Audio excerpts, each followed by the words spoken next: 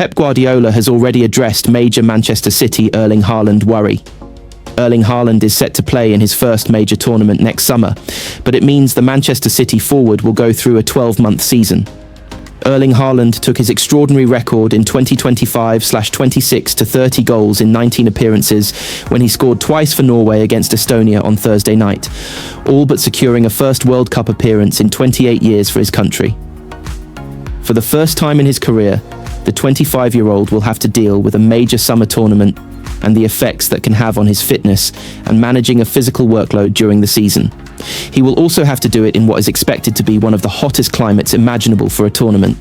It will bring into focus his workload over the course of this campaign, with Haaland undroppable for Manchester City. In those 19 games, he has found the back of the net in 17 of them. His season arguably began with 256 minutes in the Club World Cup and a 3-week break after City were knocked out by Al Hilal in the last 16, which might well turn out to be a blessing in disguise.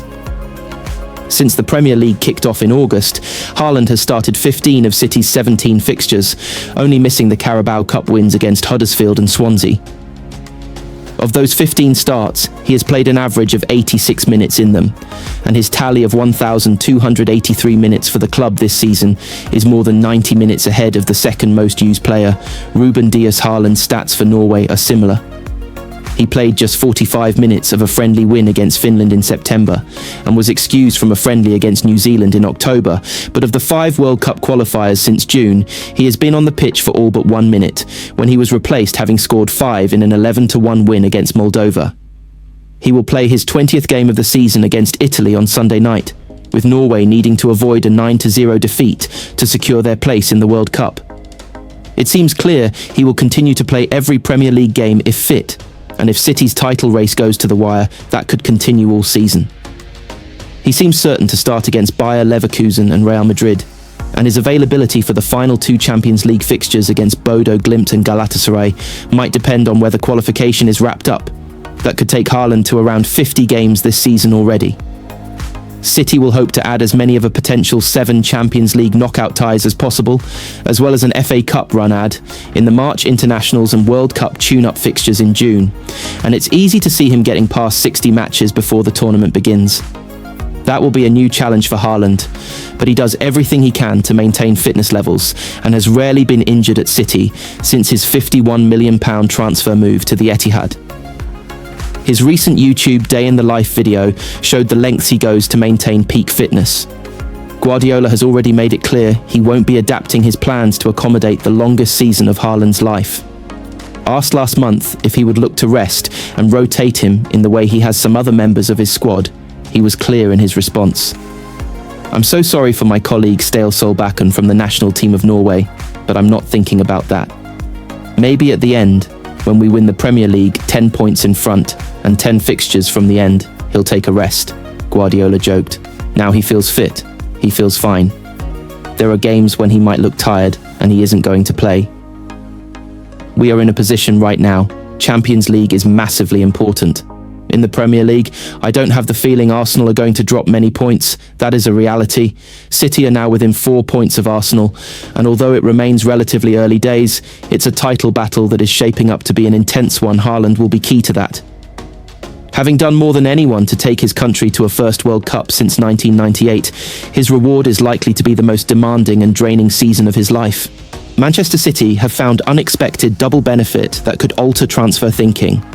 Manchester City have seemingly settled on Matheus Nunes and Nico O'Reilly as first-choice fullback options, a scenario that seemed unlikely even just a couple of months ago.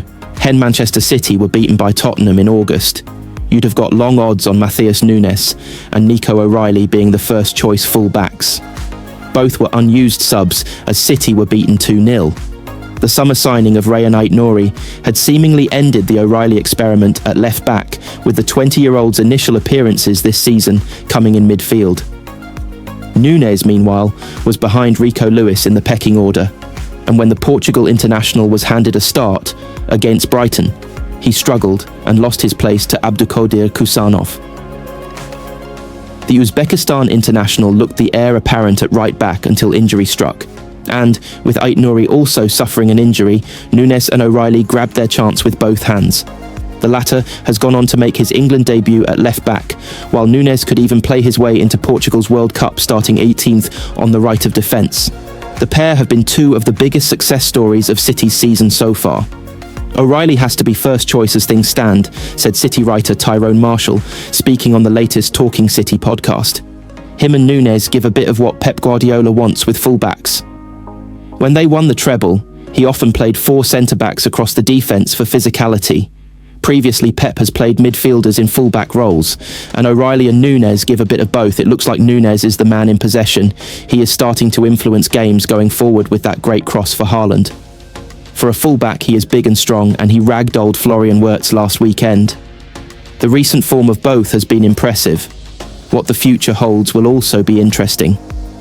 O'Reilly may well have long-term ambitions on returning to the midfield role he occupied coming through the ranks at the Etihad, while Nunes could find his place under threat from a potential new signing next summer, even if that addition looks less of a priority than it did a few months ago. There comes a point where you have to make a decision about Lewis, added Marshall. It feels like Guardiola has gone cold on Lewis as a right-back Kusanov. Is he a centre-back long-term, or will he do both? John Stones has done both. Right-back feels the obvious area to upgrade, and they were in the market for one last summer. If you kept Nunes and Kusanov as options, maybe you would want another player, but maybe someone who is a bit younger and who can learn and challenge with O'Reilly. He is maybe still thinking he can be a midfielder at City at some point. Maybe at some point he is Bernardo's replacement. He is young enough to think he could still get a chance in midfield, but mature enough to know that right now he can be happy. Playing at left-back City are certainly happy, with their flying fullbacks helping shape their title challenge. Manchester City face £31 million transfer irony amid unlikely World Cup dream. Nico O'Reilly enjoyed an excellent England debut against Serbia on Thursday night, and the Manchester City star is now in with a chance of making the World Cup squad. A year ago this week, Nico O'Reilly played in midfield as Manchester City under-21s were beaten 5-0 by Lincoln City in the EFL Trophy at Sincil Bank in front of a crowd of 3,055 people. Just 366 days after that chastening night, O'Reilly was making his England debut at left-back. It has been some year for the City Academy graduate, whose attention has switched from the EFL Trophy to making the Three Lions World Cup squad, and maybe even forcing his way into Thomas Tuchel's starting Sonnekeins. Speaking to ITV after a composed debut against Serbia on Thursday night, O'Reilly accepted the reality that left-back is now his position.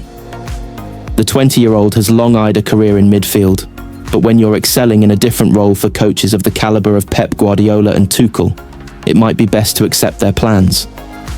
Yeah, at the minute, O'Reilly said, when asked if he was a left-back. It's where I've been playing a lot. I think I've been dominating that position at my club. I'd say so, at the minute. As Tuchel said after the game, O'Reilly is a shy and reserved character, and when he said he was dominating that position at his club, he might not have meant it to sound as bombastic as it did. But then it is true. O'Reilly has started 7 of City's last 8 Premier League games at left-back and has begun 3 of their 4 Champions League fixtures in the same position. On Sunday, Guardiola was raving about his performance against Mohamed Salah. He had actually started this season with a couple of midfield cameos off the bench, only for £31 million summer signing Rayan Aït-Nouri to pick up a hamstring injury at the end of August. O'Reilly has locked the position down since then, and Aït-Nouri was unconvincing when handed a start against Swansea in the Carabao Cup recently. There is certainly an irony to the fact that City have spent years looking for a specialist left-back, only to sign one, and then find they probably didn't need him after all. Aït-Nouri will likely come good, but right now, his path back into the team is blocked by the imposing academy ace playing in front of him. O'Reilly's England debut was just his 34th senior career appearance, and even if he harbours ambitions of one day heading back into midfield, he will realise that his route to games for City and into the England squad for next summer is at left-back. Nico had a fantastic debut today. He is a very calm person, Tuchel said.